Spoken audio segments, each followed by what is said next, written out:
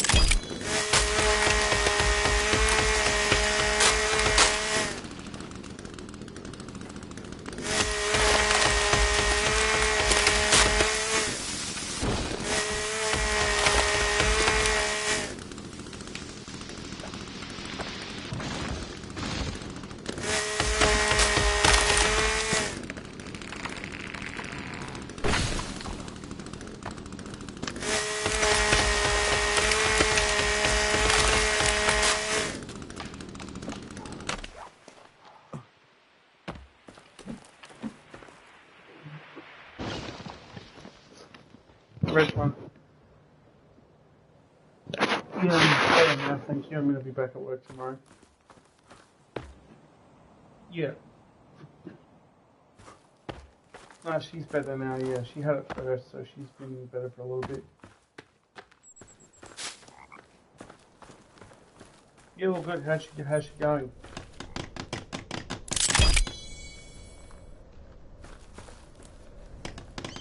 What do you mean?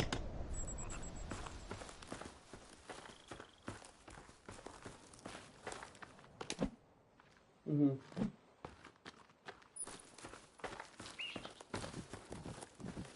Yep. Yep.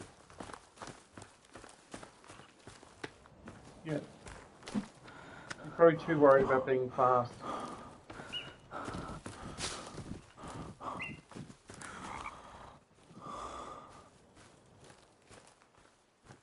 Mm.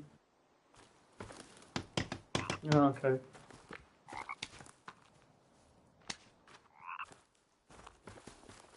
Mm-hmm. Yep.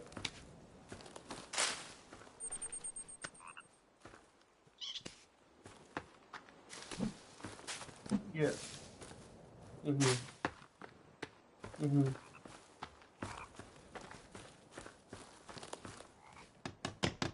Yeah, it's more important the job's done properly. Yeah.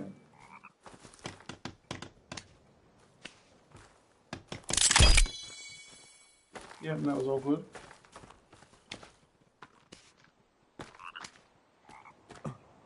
Mm-hmm.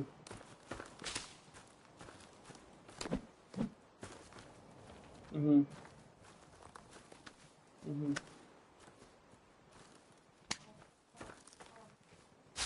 Mm-hmm. Mm-hmm.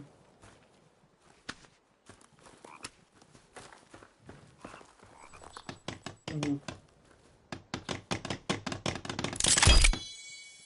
You there? Reshma?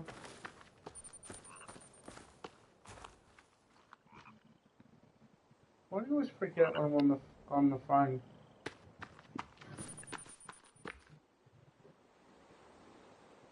Rob, how you going, mate? How you going? Yeah, pretty good, mate. Yeah, good. Yep. Yeah, I did a sneaky little take Maisie out this morning for a walk because, I haven't been outside since Monday and I wanted to see how I felt. And yeah, that's it. I know I can tell you, mate, But yeah, I felt fine. My breathing's fine. I don't feel like I'm going to be having an issue with, like energy. So I just wanted to see how I was feeling in that regard because it's kind of hard to tell when I'm, in an apartment. And yeah, I feel good. Yeah.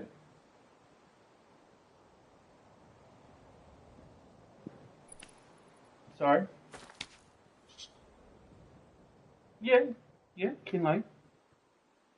Yep. Normal time, 4:30. But Kinley's aware. I've texted her today and reminded her as well. Um, okay, I don't know why she's there that early, but anyway, it's fine. She's doing it on her own today anyway. Like this is the day where she does it, and we see how she goes mostly on her own. But yeah, Kinley normally starts at 4:30, so she'll be there soon. She normally well she normally gets she's scheduled to start at 4:30, but she normally comes in like 15 minutes early because she's quite punctual, Kinley. Well, she just needs to wait until Kinley gets there. Yeah. Well, it's yeah, but like if they finish early, like I keep an eye on the hours. Yeah, and Kinley often just gets in early because she's punctual. You know what I mean? So yeah, it's I can't pronounce it. I can't pronounce it, Rob. Yeah, yeah, correct. Yeah, because she's going to be doing Sunday. I'll be there Sunday. So, but I text you today in case I don't see you tomorrow because I don't know. Obviously, I don't know what your plan on the weekend is, and if you're trying to avoid, the stores, she needs the key tonight. Yeah, exactly. So that's why I thought that's why I wanted you to do it tonight. Yeah. Maisie, I'm on the phone. Chill. Yeah. Yeah. I may have I may have told the new girl 4. That might have been my mistake. Just let me check. Um,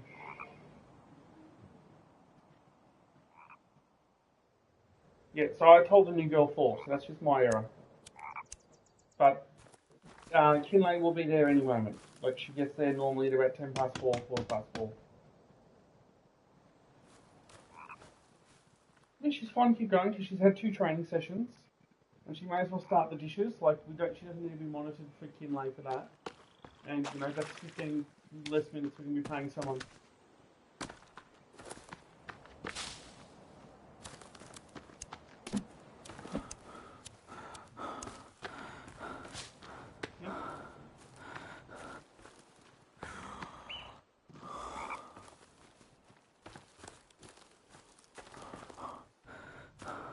I'll be calling up. Yep. No worries. Yeah, easy, mate. But yeah, no, answer to your question, that's a no for cauliflower base. Answer to your question, it's a no for cauliflower base. So me and Jamie have both had a week each in isolation where we're treat ourselves a little bit. No, I've spoken to her. It's all good. Alright, mate, I'll speak to you later. Bye.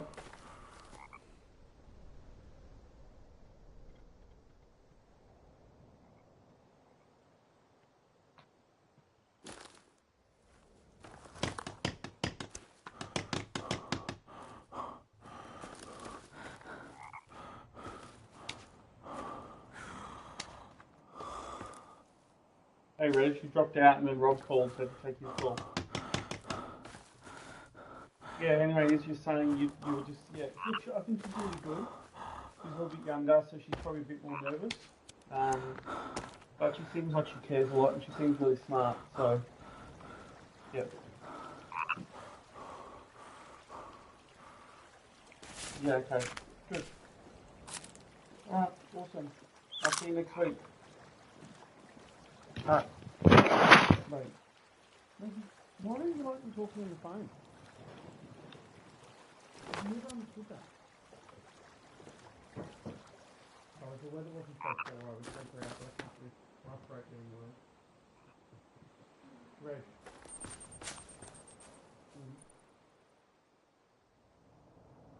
Yeah, I'm sorry. Yeah, she's by herself Sunday, and I'm going to be there Sunday.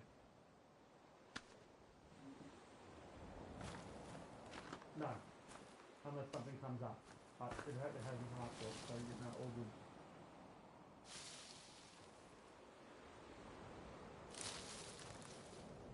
Yeah, we've got a good team now. Yeah. Thanks. I just can't. Yeah, I can't just sit down. I was just thinking, I'll take her out and then start to fall down.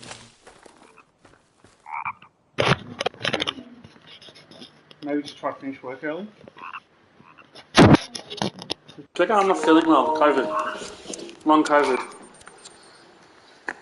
I would have taken more COVID time off if I was you, but.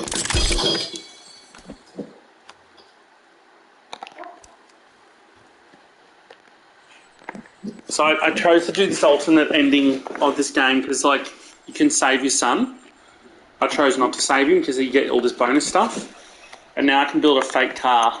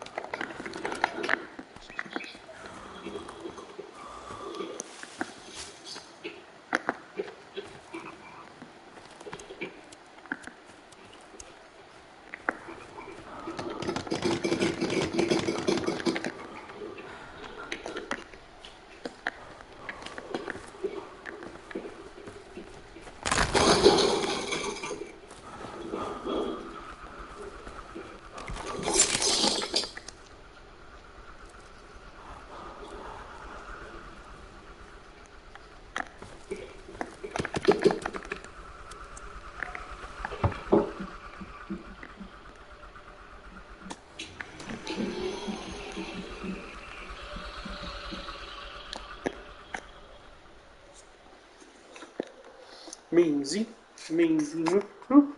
He's a Maisie Moo. Maisie Moo. It's still early, Moo Moo. It's really raining out there. Huh? Sorry. What? What? You're so anxious since I've been stuck at home for days. I know. You get sick of me like your mum does.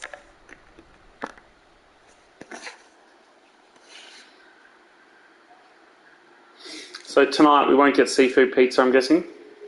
Yeah, I mean, I can decide if you want to. I don't like doing a takeaway.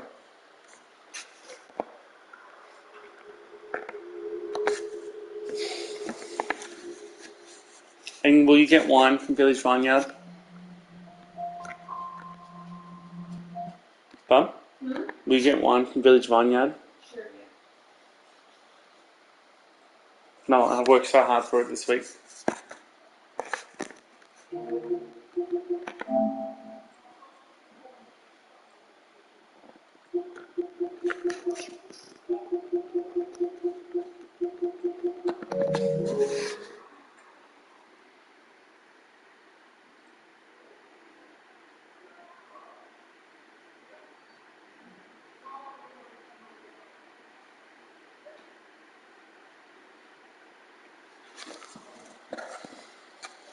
Amazing. Jesus, the amaziest. Amazing.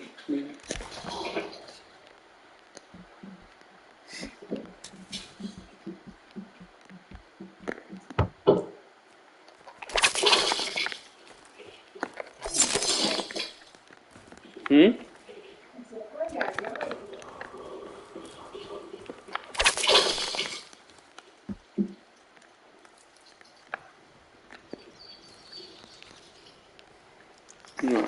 Let's see what happens here.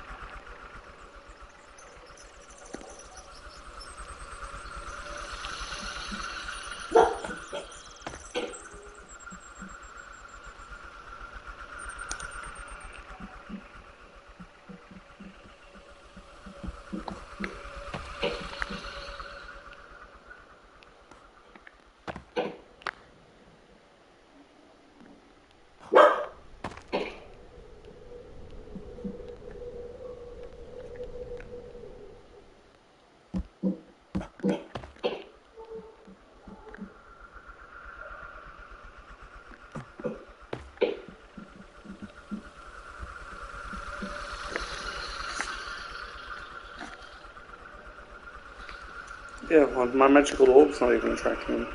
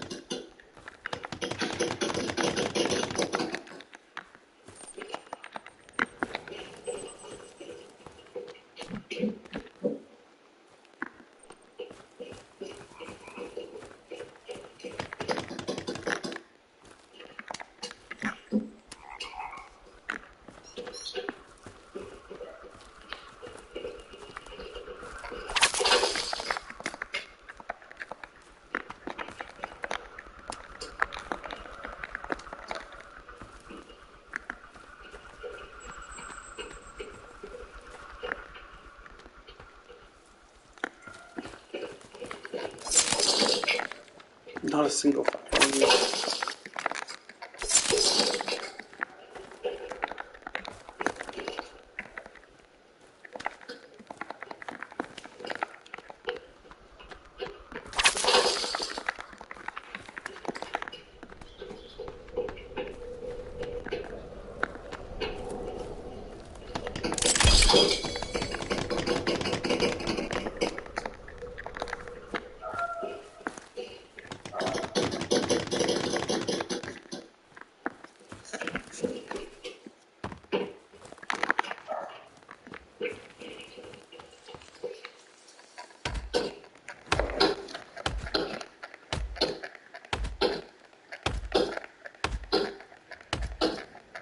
Really? That's disappointing if that's the case.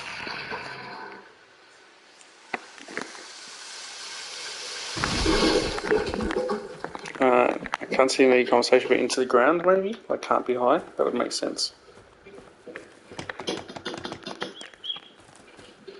I'll try that then.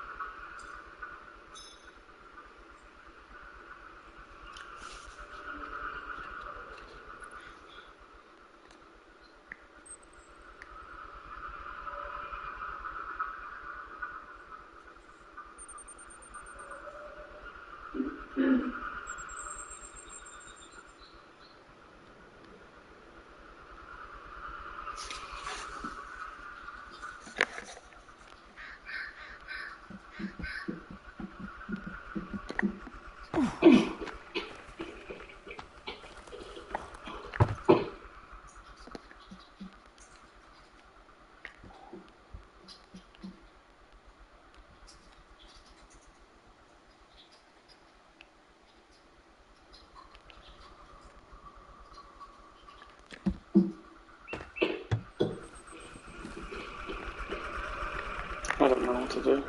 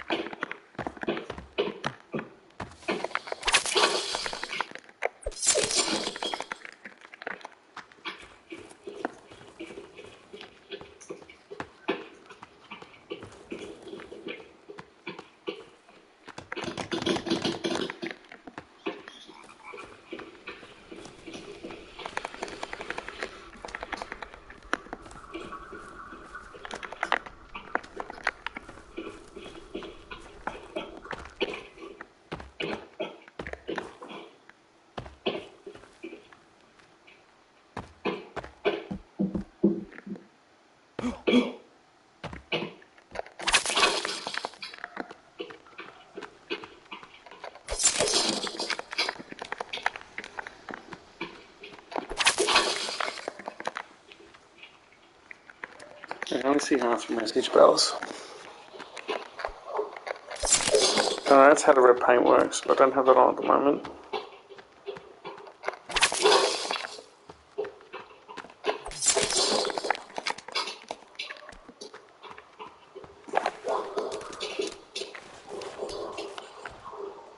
Oh, that's how traps go off. That's a good sign.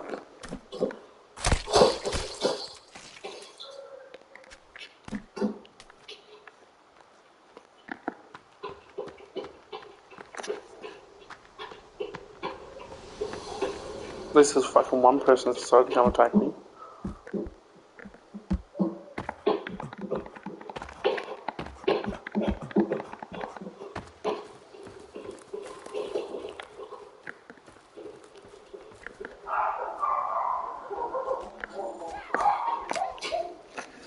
I'm gonna be busy. Oh, okay, there's two there. Let's keep to my base. Maybe I shouldn't let the front door open. Yep, okay. It's working.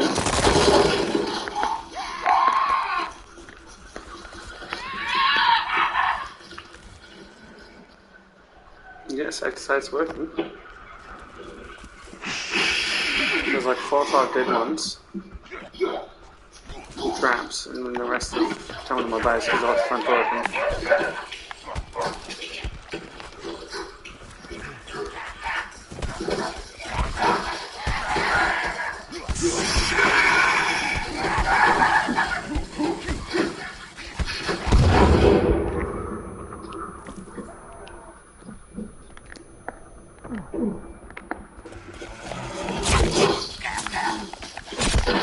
I know where I can get some extra else.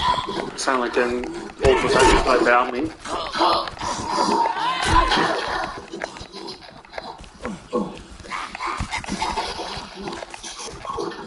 Dumb shit.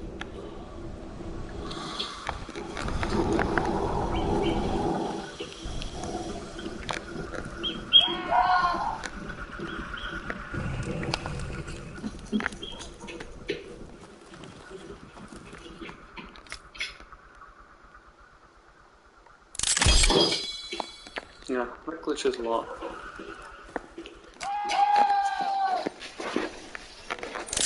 sounds excited about life, that one. How do you get back in?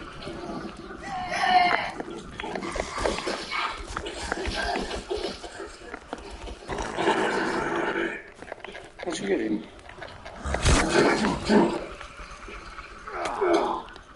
That was just arrogant the way he does around.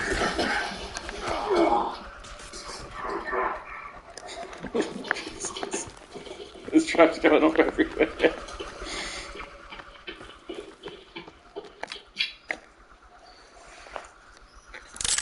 Well, at least it not works. Good way to get bones, I guess.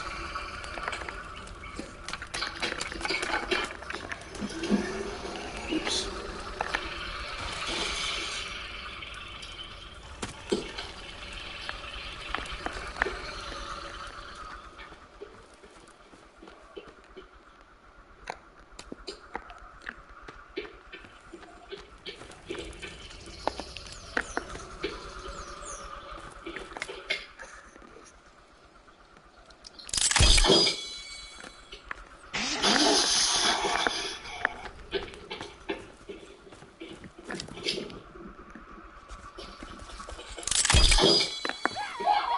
How do these guys kick me in?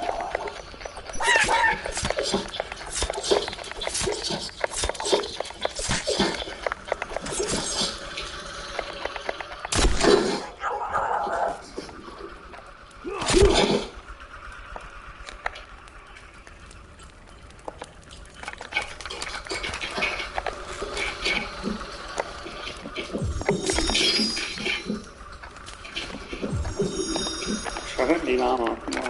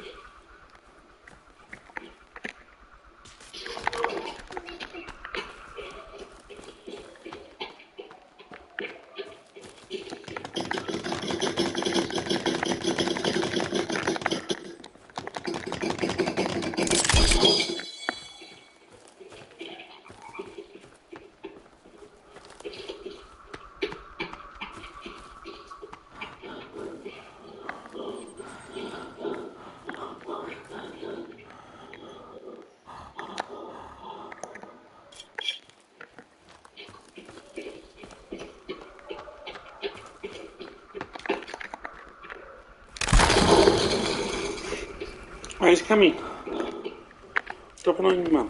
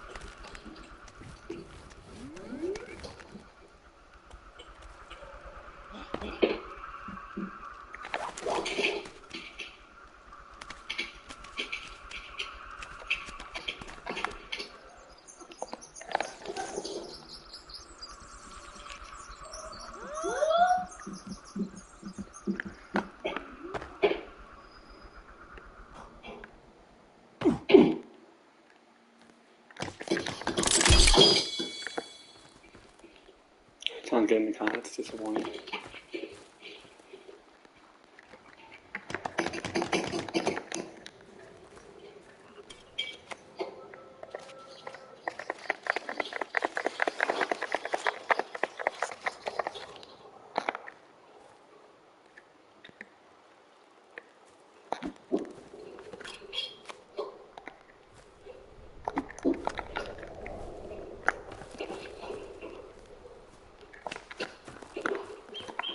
Yeah, I would have liked that palace.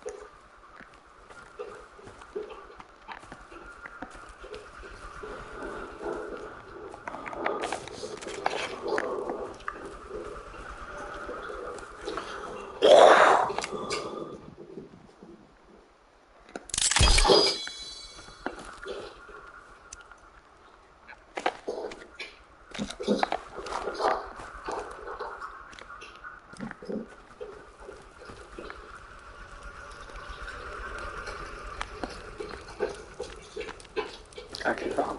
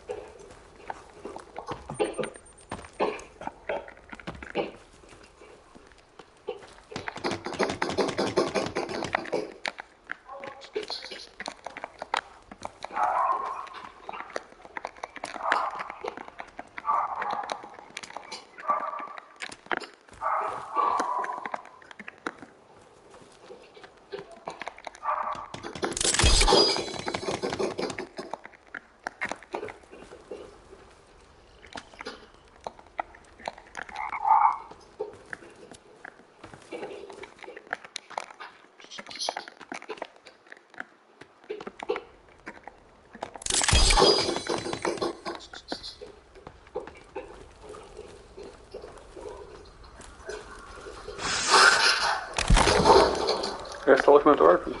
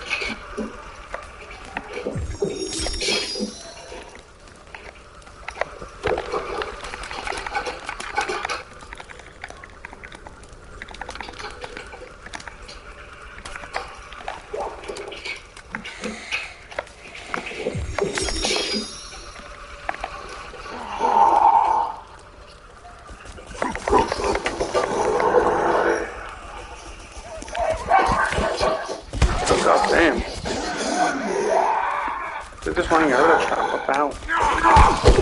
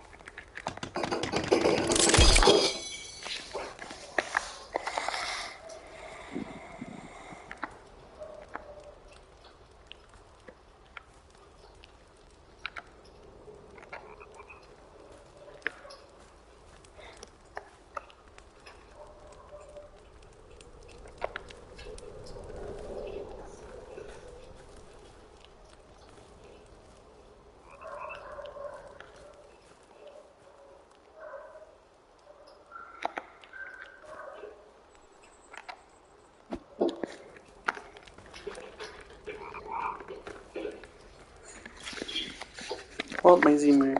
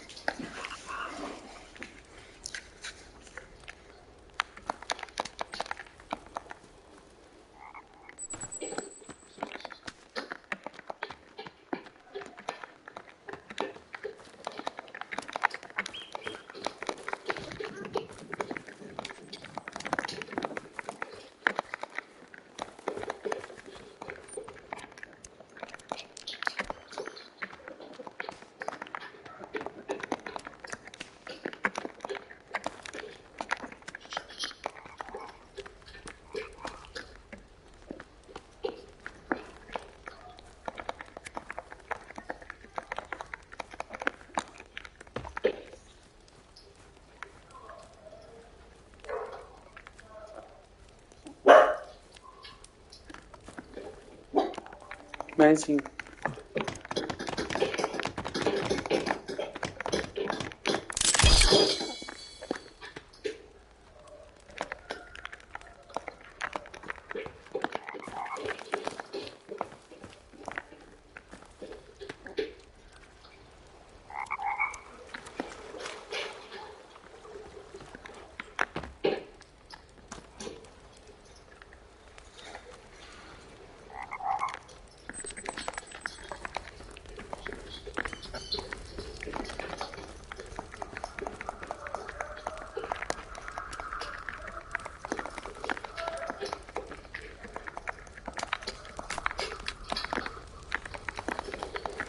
Why Shane talks, he always sounds angry.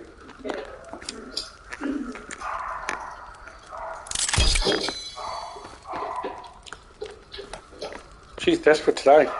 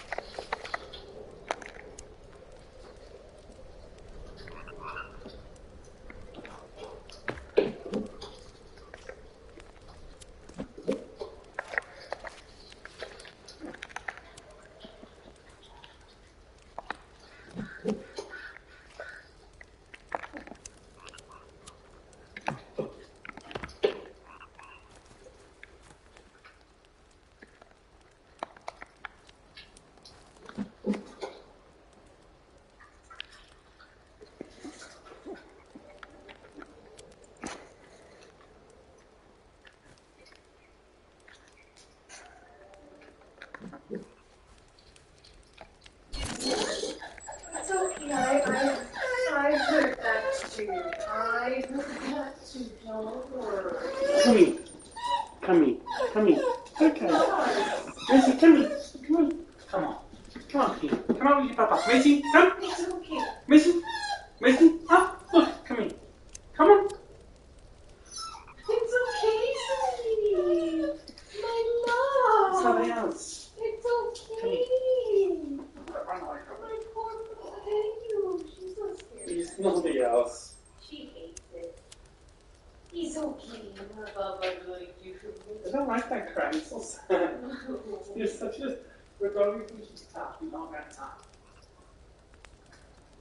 You're not that tough.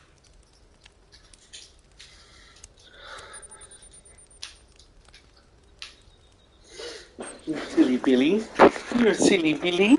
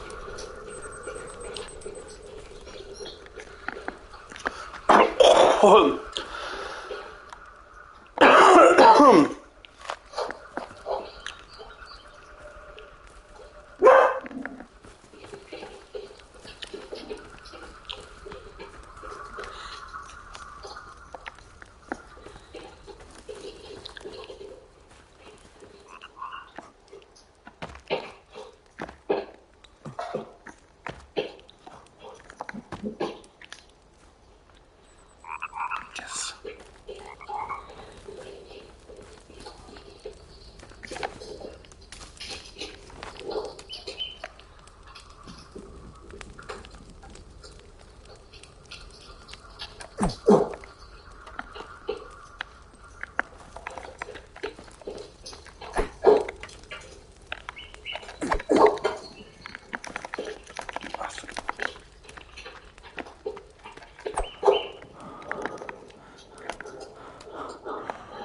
Oh, sorry, listen.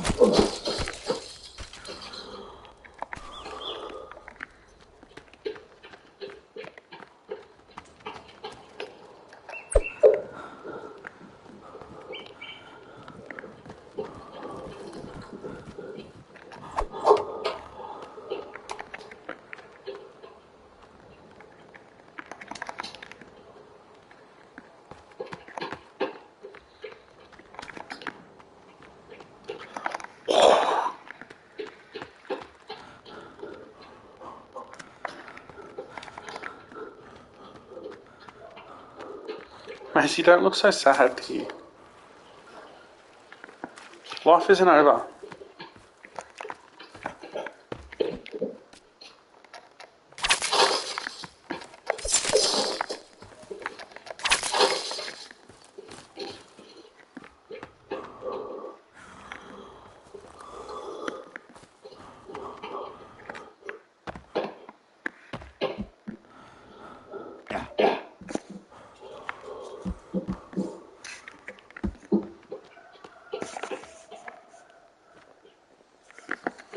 Are you going to be able to finish early, Bum?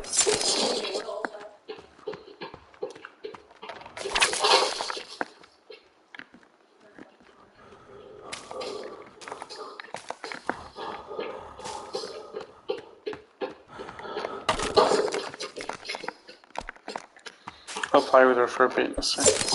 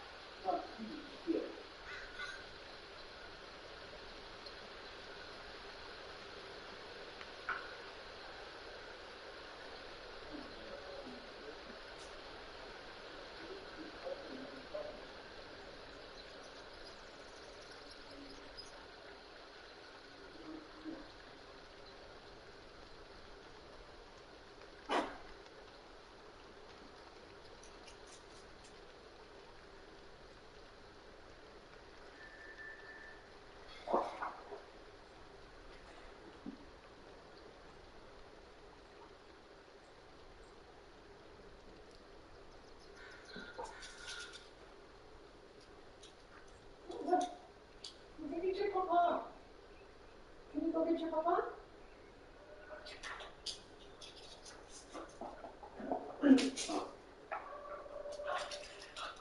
Where is he?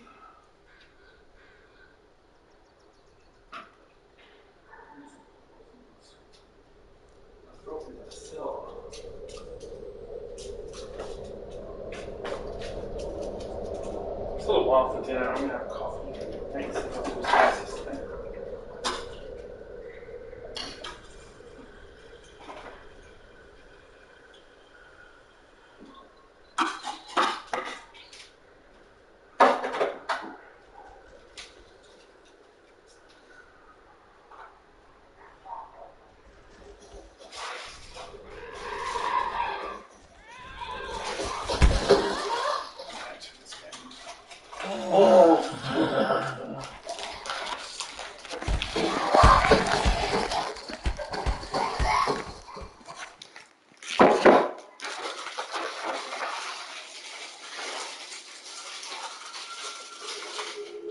No, these are low sugar and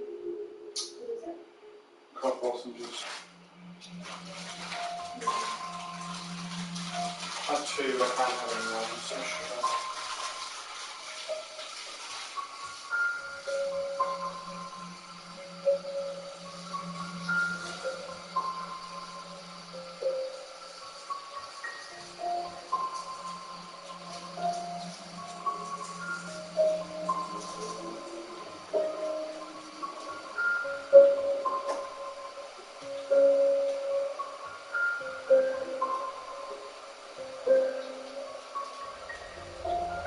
Wait.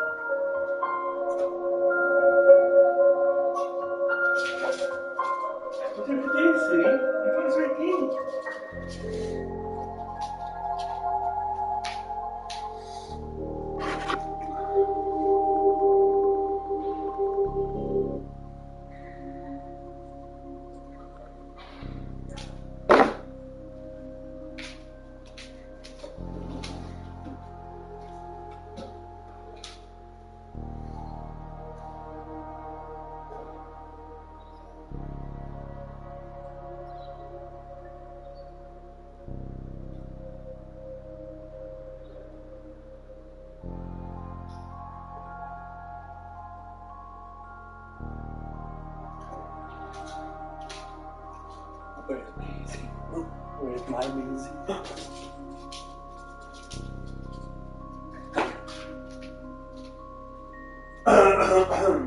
Where's my music?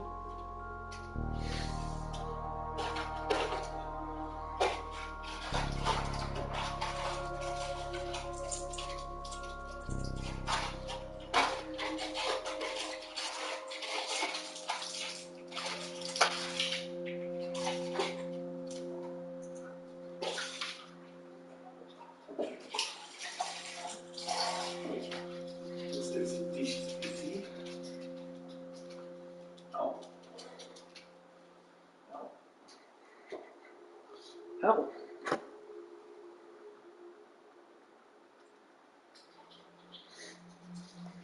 Ow.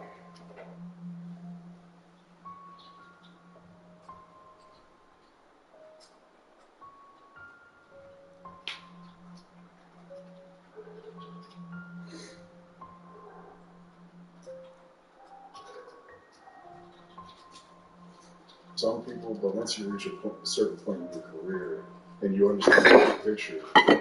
Master your game with the Westpac app.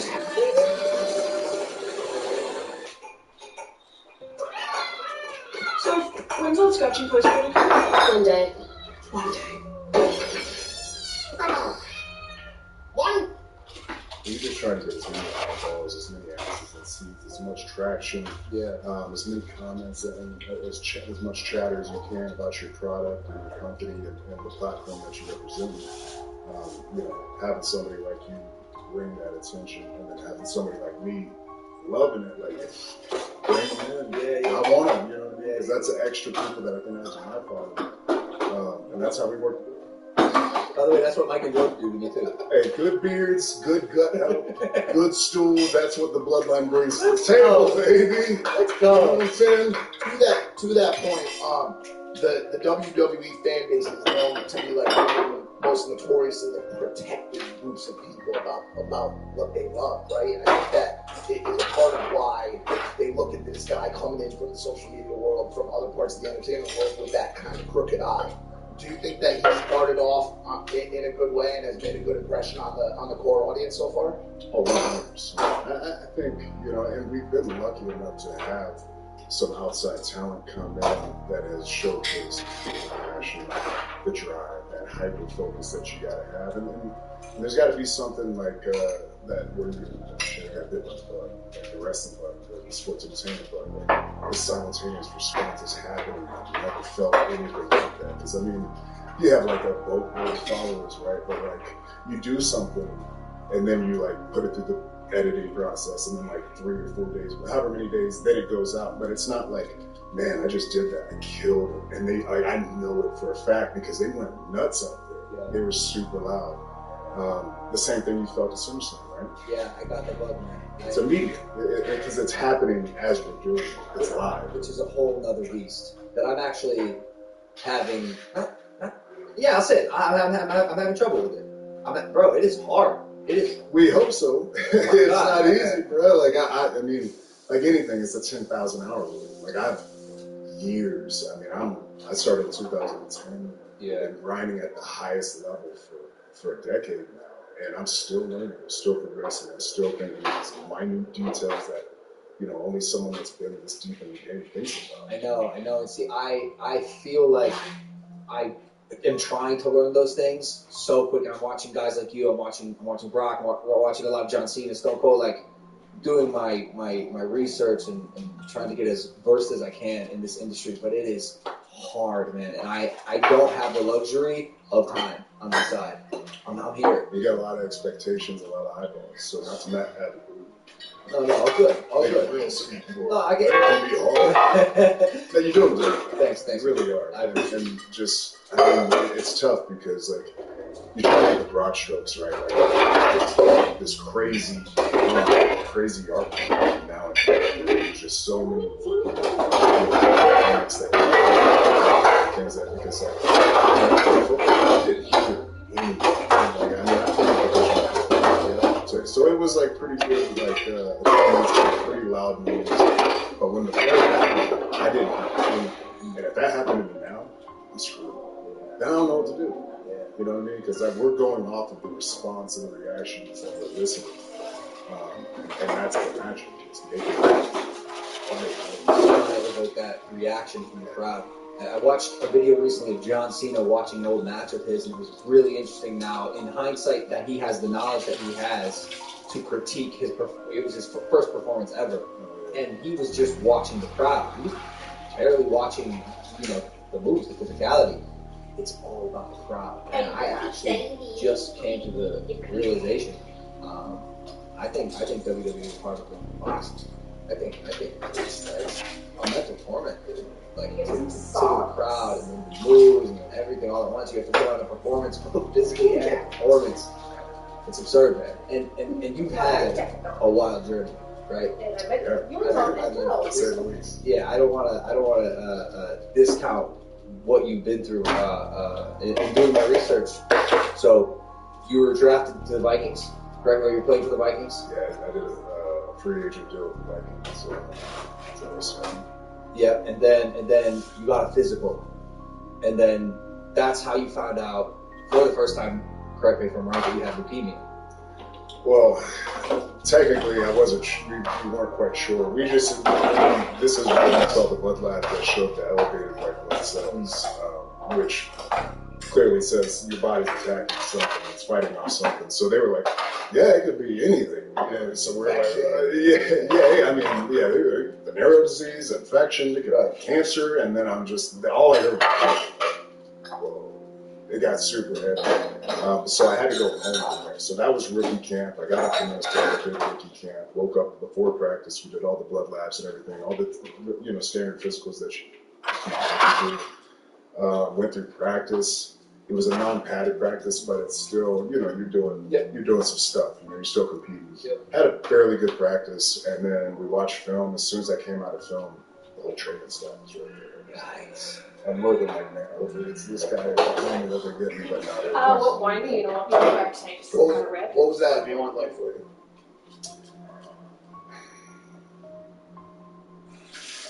So I compartmentalize emotions sometimes. So I think it was just so overwhelming that it wasn't even believable. And even then it was like, this is back in 2007, so this is years ago. And like, you hear about younger people with blood cancers more often now, but back then, a 21-year-old, coming straight out of college, a Division I football player, supposed to be kind of peak health, right? Like, you never would expect that. So it put a huge asterisk next to my name when it came to the NFL. So it was just an uphill battle. Did they cut you? Oh, yeah. They sent me home once we got, like, all the proper oncology work done, they ended up releasing me. Just because it was just, I mean, I don't know. It just was there's nothing. And your wife was pregnant at the time. Yeah. So that's the start. At 22, that's a lot going on, man. That was my introduction into manhood. Yeah, no, I mean, that made you a man. It's funny how that works. I'm still learning, we're still progressing, we're still getting better. You know what I mean? I'm still figuring things out by myself. Dude, to imagine you're starting out something that's so beautiful, your girl has a baby, and then they hit you with you might have it. And that's fucking insane. Yeah, it was a mind trip. But I mean, my wife was, my girlfriend at the time, my wife now, super understanding, solid like a rock. She controlled the things she could control. She gave me the time and the patience that I needed. My mom, although very, like most moms, emotional and worries her ass off, she was another one that was solid for me. My family, that's, I think, through my struggles and some of the charitable work I do, and then even just through my story, I just always talk about how, family, they surround you, and when people see that, and then also when others see the struggle that you go through, you bond through the struggle so much more. I miss having You need to know about Chromebooks. Chromebooks, a powerfully simple laptop. Maybe. And I was just really fortunate to have that security, that support. For sure. Yeah, dude, we are. Come here. People really struggle on this podcast. Well, maybe not George. He grew up with a family. I had a week No, school. she's ready to hide. His gut and his ass is blown out. So he That's pretty much every day's rough, bro. George here. I like. You're coming off as the weird guy, I think, on this. Yeah, I mean, always. I'm always the weird guy. I have really good empathy. Like I can put myself in the situation and I will be thinking about that story all day, and it'll be like really, really on my mind and heart because it just sticks with me. But I would never disrespect him.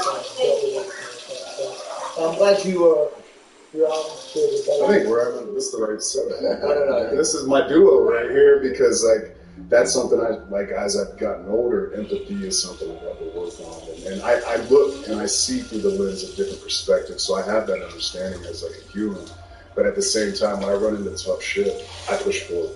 You know what I mean? It's like on negative stuff. It ain't for me. We're gonna move forward, lock in, and create something positive here. We're gonna try to use it to because I'm like. Half glass full.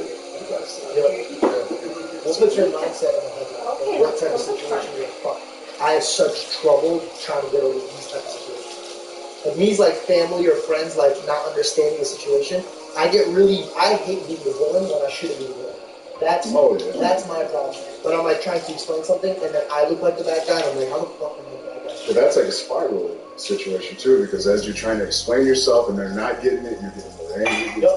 That's happened to us. That's happened to us once again. That's just communication. That's like stage one of culture. It's like, can we talk and discuss things and get the information across and understand each other?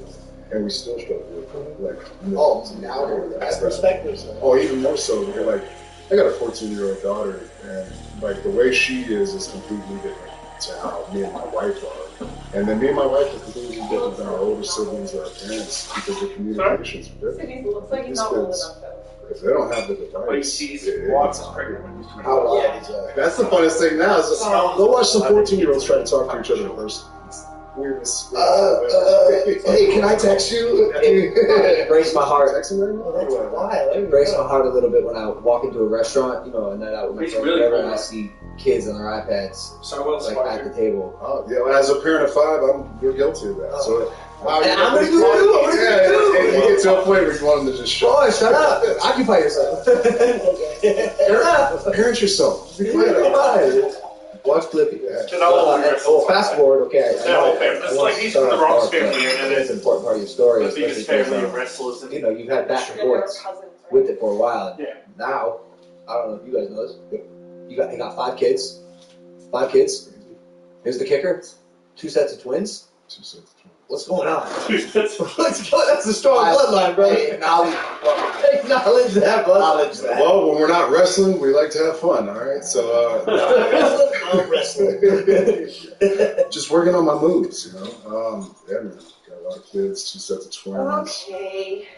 Is it too much? Like, it's nuts. 1 set of twins is like... Yeah. We love them. We would die for them immediately, like right now, no problem. But which one would you die for first?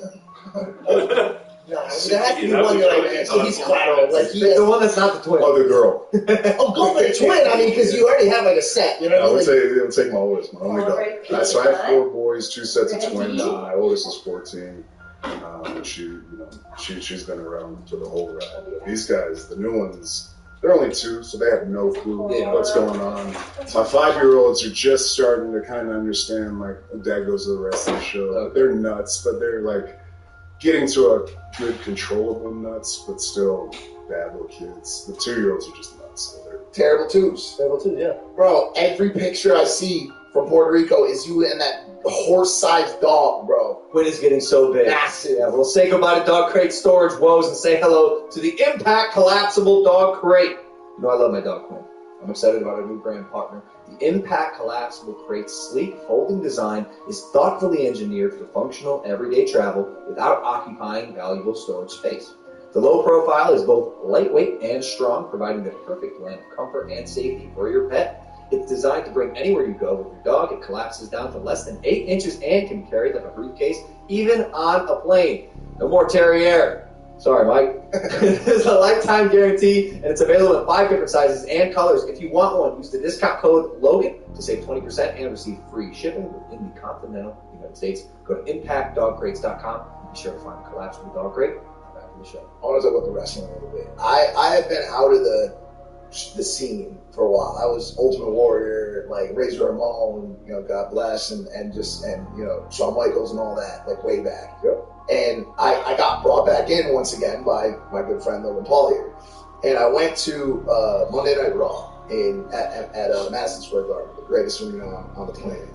And I'd seen your stuff before, obviously, and some of you knew who you were, but I was sitting there in awe of this giant man who was able to control a crowd without saying anything.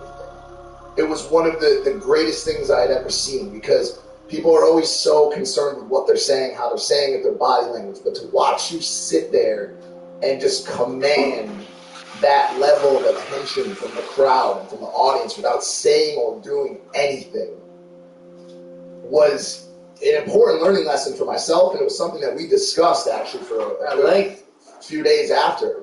Non-verbal, non-anything communication. You touched on his getting down the broad brush strokes earlier, but it seems like obviously you learned how to finesse these minor details into this perfect image. What was that process like, and how long do you think it'll be before he starts ironing as opposed to drying in the dryer? So you're talking about the fine details, which comes with experience, which grows the confidence to be able to sit in the storm and be quiet and let them do whatever they're going to do. So I do that. Well, you got to get a reaction. And you're dealing with a different audience. You come from, this is a huge audience, 30 million people plus watching what you do pretty much on a bunch of different platforms and avenues. But this is a different fan base, and it's a different art form, right? So like you're going to have to dabble and just go through the trial and error of it all. Was there a back and forth with the WWE about how you wanted to be portrayed? Oh, well, yeah. I mean, so I didn't come in, as a Logan Paul or, I came in as an ex-fellow football player who had to, go to a warehouse and figure it out. And then they brought us in as a group, as the Shield early on. Then, once I started finding those broad strokes, the basics, of how to A, wrestle, and then B, wrestle on television, you know what I mean? And all those details that you're learning that come with that. Then we split, and once we went on our own, that's when it got hectic. Because that's when they were into me, then they saw, they're pushing him to the moon. They want this guy to be the guy, so they rebelled against me. And then there was a nice little gap of probably anywhere from 2 to 4 years of me. It was almost like a competition with me and the crowd. So I was like, I'm going to earn this respect. Every single night. And in our business, we have a saying that you can you're either going to work to get over that night, or you're going to work as if you're over. And if you're over, if you go out there with a huge response, you're going to be able to get away with different things. I can go out in Madison Square Garden and let them buzz because I know they're going to make noise. I know I'm going to okay, what are they doing? Oh, okay, I got it. Okay, now I'm going to sit. Now I'm going to go into it. And then typically when you're talking, they're going to listen, but when you pause, they'll get a reaction. But sometimes it's not the reaction you want, because what if they're whatting you? Nobody likes the what. Right. So then you got to start playing with your cadence, and now you can cut their whats off and dictate what the timing and the chants are going to be. What is the what? Yeah, what's a what? So when the crowd, you say something. That's what they do. Bro, I've heard this. I just didn't know what it was. Yeah. It's old Stone Cold Steve Austin gimmick. And they still hold on to it. So they'll hit you with those, and that's when you can hear the more experienced performers and talkers where they'll change their cadence. And if I have to machine gun, I'll machine gun. But as soon as I know I've stopped that, or I have a gauge on what's happening, I don't mind just sitting and letting them chant. Because if they're going to chant your name, if you start to hear them, and so say I'm going into something and now I start to hear a little buzz or rolling, then I'll just hit one of those. Because now, this is a part, and I don't think you've really wrestled at a non-televised event, but this really works for when there's no cameras and you're literally just performing for the arena and the people in the stands. So if you put your attention over here, these people are gonna be like, well, he's paying attention to them. Like, I'm gonna make some noise or get into the gig, and then you it's like wildfire. Then now you have the whole arena doing it. Super. So I hear like a Roman chant over here, and I'm like, I look over there, and then I'll slowly start gazing here, and then it just picks up. Oh, and then I do the full turn, and by the time I come, Earn extra cash when there's less traffic on the road with Amazon Flex. Sign up now. So you decided to start trading. Better use plus 500. What? You meant to say why. Because trading with plus 500 is like getting in a... back and I'm in the hard cam, looking like a jerk, feeling myself looking like an ass. They're going nuts. So it's a give and a take. You know what I mean? Yeah, for sure. You've been the face of WWE for almost 5 years now, which is since 2015. Yeah, so almost 7 years. I mean, Cena was still coming back and forth. I mean, you would still probably say John was still the man when he was there, but I was still carrying the weight and pulling the load. Gotcha. I was doing towards the line. And when you turned heel officially, right? That was when your career really started. You found your footing. You think? I think 100% comfort happened for me to where I could just be in my skin and in the skin of the performer I pictured myself 100% as. But I was in a group before that too. Really, even as a good guy, just a baby face doing my thing. I mean, by the time I got to like 2017, 18 and 19, when I had come back from the relapse of leukemia, there was a little bit of that kind of honeymoon disappearing phase. He's back, happiness, but then there was just, we got to a point after that, even a year after that, where it's just consistency, being good, and they see you do it every single, you know what I mean? Like when you first started YouTube, you grew it, right? And they watch you grow, and you're following Bill, and it's that kind of boring old adage of the hard work, and when you do it though, and you see that consistency paying off, and it's growing over time, and then you find yourself there. For sure. No, experience is irreplaceable. It's like 100 with what we do. 100%. Yeah. It's trial and error, learning yourself. I mean, I was a football player, so I watched a lot of film, and early on, I watched all the film, from every step that I take in the ring, to the mannerisms, to the emotions, to the in-ring shit talking that I do, to when I'm cutting a promo. You know what I mean? Everything is just based off of the experience, the trial and error of knowing what works, what doesn't, my strengths, how to highlight those, how to camouflage a weakness, and eventually work to make that a strength. It's just all, it's like anything else, but it's just at the highest level. The details are just where it's at. For sure. It actually makes me feel good to hear you say that, because, man, I watch my performance, whether the promos or the physicality, like with a microscope. I must have watched the SummerSlam match, man, probably 20 times all the way through, just critiquing every little moment, because I just want to be the best. But one thing that I definitely wasn't used to when I started WWE was the booze.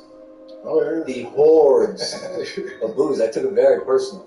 It'll hurt your feelings sometimes. What the fuck? How do you deal with that, man? Because sometimes you got an arena, and for so long, too. I just started. You've been doing it forever. Yeah.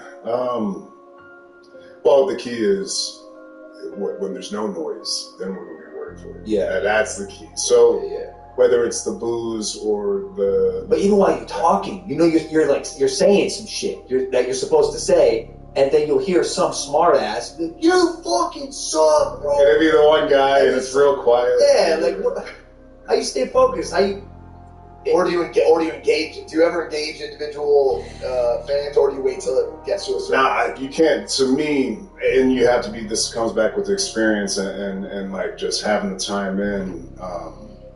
If you're gonna ad lib, that's true. So it's perfect. It's good. You want to ad lib because it's a live performance, but sometimes ad lib takes your eye off the ball.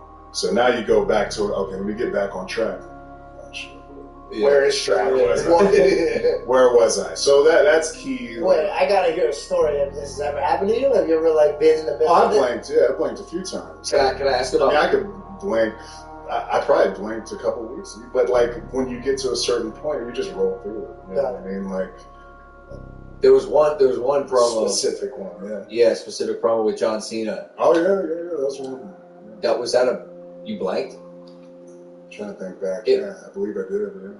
So I didn't know the first time I watched it, and then I started reading some of the comments, and it was interesting how the diehard WWE fans felt like you had a shift after that night. Sure, yeah. Was there anything about John Cena coming at you about the promo that ignited a part of you that made you better instantly?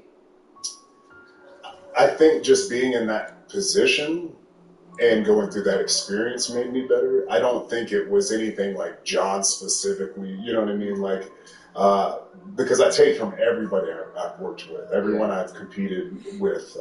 I always try to take something that I learned from them. Still like an artist. You know, yeah. Like you find, it's like looking at, you know, like if you're an offensive coordinator, I'm working under you as a, you know, quarterback coach or something, and it's like, man, that offense is good. I'm gonna take everything that I like from it, then I'm gonna add a little bit, you know, to my own playbook. And then now I got my own formula here. You know, if I took a little from you, I took a little from you. Well, Georgia boy, we got good help. I see what you should for me, my friend. You guys got take a little more. You know what I mean? You guys got great beers. Well, you mentioned rivalries. That's rivalries. Well, why don't you do it? I just wanted to talk more about Cena a little bit. Oh, what did you have? I was going to talk about Big Brock. Oh, let's do that. Brock Lesnar. You guys have some back and forths. Yeah. Last time I seen you guys, he put his tractor under the ring and lifted it up, and you Inception fell back, toppled over. You guys do some crazy shit. That same match, this was the coolest thing I've ever seen in my life. He was on top of the tractor, and he threw the mic, and you didn't even move. That was insane. And just caught. I remember seeing it. I was like, how did he do that? So I'm here to ask you today, how did you do that? How did you do that? What's your hand? It's a football. Let's go. Hey, I mean, the biggest wide receiver I ever seen. So I played baseball back. So I'm right-handed, caught with my left. Yeah, I always. I don't know if y'all are like that, but like I'm crazy. I'm You crazy. guys are like that, lit, and you can do it. I know. I know you think we had. I know I got at least 1 out of 2 over here, but we're not even asking. Talk about my reflexes. But like he threw it right to my hand, but I catch good with my left just because of baseball. So interesting. But yeah, he threw it right there. But did you know, a little wink? Bro, you wink right at. But did you know? Like, how did you map out the trajectory of that microphone and know it was going right there? Like, there was nothing. I just move your head. Yeah, that's just one of those things. It's like, you know, like old college party trick or something. Someone throws something at you, you know. I was jealous. And you just catch it. I was jealous. Y'all seen that video of? That was the coolest thing I've ever seen. But this video is actually cooler, bro. I'm sorry. But it's very similar. Listen. You started this. I was on your side, and then you shifted it, bro. And now everybody. Okay. He's the heel. He's the heel now. Let's leave it up to the audience. They'll know what I'm talking about. There's a video of it's some band. This guy is standing on top of the crowd. He's performing.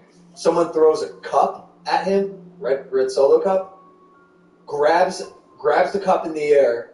Amazing catch. Sees it last minute, reflexes, catches it, and then takes a sip out of it, and everyone goes fucking crazy. That's pretty cool. Like those impromptu moments like that. Yeah, if I could add like a beer, if he threw a beer at me and I just choked it. Put it on the back burner.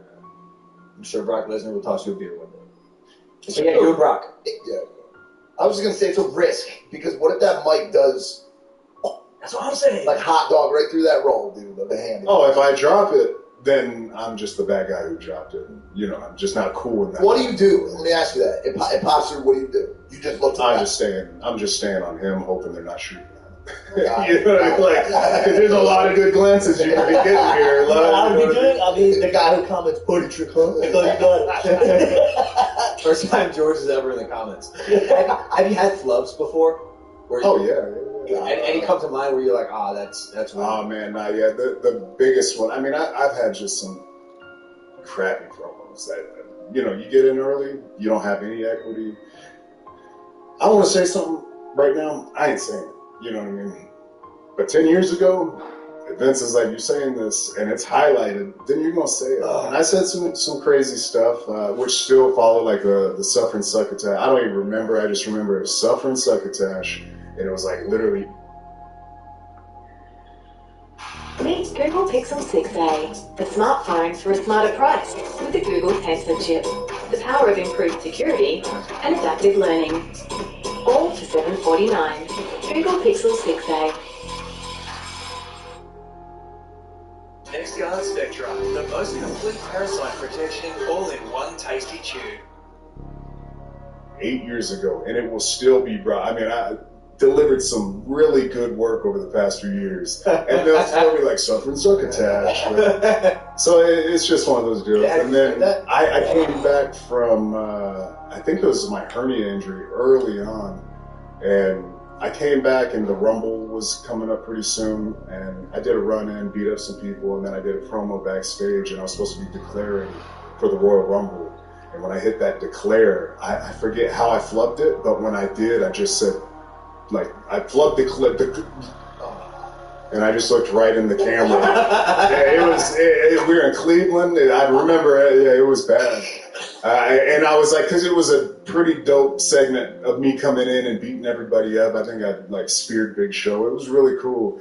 And then I'm supposed to have this, like, I'm declaring for the Royal Rumble, and I'm going to win and go to WrestleMania, you know, the whole nine. Short circuit. Just, yeah. But the hard part for you is, like, for babyface or, like, people that have that, like, jovial, positive energy, when you do that, you could just crack a smile and start laughing about it. You know what I'm saying? Yeah. When you're the bad guy, like, nobody wants to see the Joker, like, you want to have I ever told you how I got these scars? Like, if he messes up, he's not going to start cracking up. Like laughing at his, you can't do that. Yeah, but Batman flubs his one line. It's like, oh, let's do it again. But Joker can get away and giggle, and you know what I mean, it's fine. But my character was not that. You know? Right. And it's as simple as, I mean, I started choking earlier, and you just, excuse me, and then you just keep going. But you don't think of that. Yeah. Like on any interview you would ever do in real life, you mess up, your throat gets weird, and you just, excuse me, and you just keep going. But why don't people think to do that in a scripted wrestling promo? Or, you know what I mean, like a monologue. Because it takes away from the bravado. It does, but that's where that confidence, you know what I mean, like to just keep rolling and push forward. Right. And like, oh, I screwed up, but guess what? It's live, so I'm just going to keep rolling and get to what I was going to do. It's going to be great anyways, and that's all they're going to remember, hopefully. So we talked about your flubs and succotash and mic drops. You got a moment that stands out to you that is your moment, your one golden trophy moment of all this shit. Like the one thing that you just look at is like, yo, either, I don't know, it just stands out to you. Man, I don't know if I just have one, but like, it's made your blood race, give you gut health, big boner. Stand there, just. I don't know about a moment. Give me a blood race and a gut race and a boner, but that comes from wrestling. Now, I don't know, man, because there's been I've been so fortunate, you know what I mean? I hate to give you one of them and block them in, but there's been I hate superlatives as well. Yeah, I got like six, maybe a minute. Did you find like every excuse me, what's your favorite song? Shut up, Mike. All right, well, let's talk about the quality of your shit right now. How's that sound? Did you have trouble working with John Cena since you can't see him? No, it's better that way. It's better that way. Oh, shit. Oh, do you have beef with John? Yeah, how's your relationship? That's okay. Yeah, it's good. Fuck him, he's a movie star, bro. He's not even a real wrestler, dog. I'll fuck you up, John Cena. Hey, whoa! There's two tables here. Well, I was fighting with you, bro. You're really missing. You're not catching the vibes here, bro. I thought you catch shit. I'm trying to be on your team, dog. You've been flopping right now. Look at that camera. You throw it way over there and way over there. You got to throw it right up. You got to hit his hand. John Cena. I stepped up to the plate. I could have. You know what? I'm not on your partner anymore. I'm not doing it. I like his movies too, and I think he's a comedic genius. I'm on his team now. You're everywhere, bro.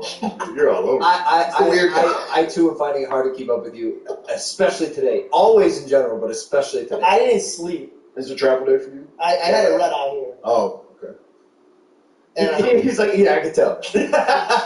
Yeah. Wait, hold on, because there was one. I've watched a couple of your shows, and One of them, I don't remember who it was. This was a good interview, but he was screwing it all up. Yeah.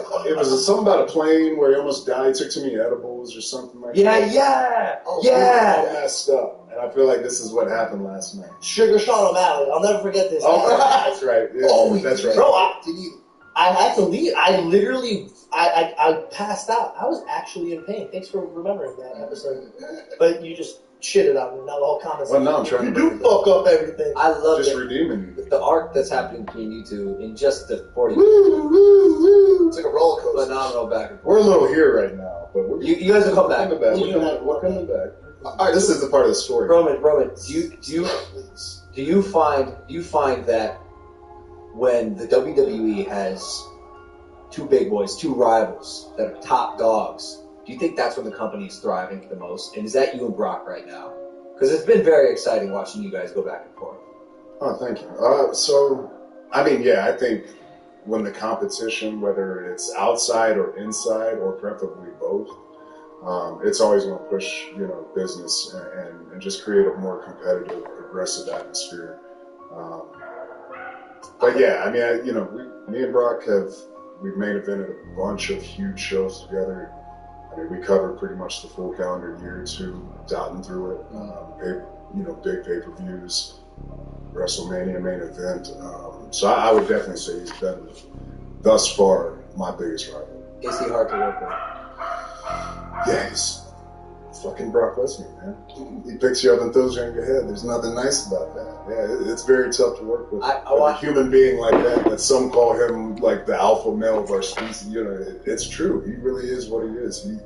He's a great businessman, but at the same time, he has a legitimate background of MMA that when you get in the ring, there has to be some kind of protection of that legitimacy. You know what I mean? So we can't just put him in there with anybody.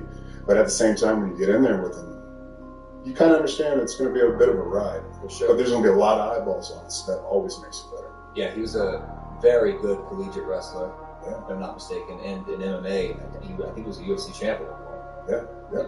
I don't know if he defended his belt. Excuse me, Brock. I'd love to have you on the show one day. But I've seen videos of Brock wrestling and going really hard sometimes too hard, right? Like, I got into this business not sure what to expect. And sometimes shit gets really real, Yeah. Like, a lot of those moves aren't like moves, dude. Like, they hurt. It all hurts. Yeah, what? I don't know. You got to tell me which ones aren't hurting you so I can use those falls and moves. But, yeah, I mean, we're not delivering the mail. It's not ballet.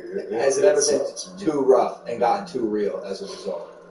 No, because, I mean, if it's gotten too real, then the performance gets screwed up and, it gets awkward. And you can tell there's not a chemistry or a flow to it. That's the art of it. But at the same time, you're going to work. You're going to perform with a bunch of different people. So the styles kind of make it. So, I mean, sometimes you got to go in there and bang.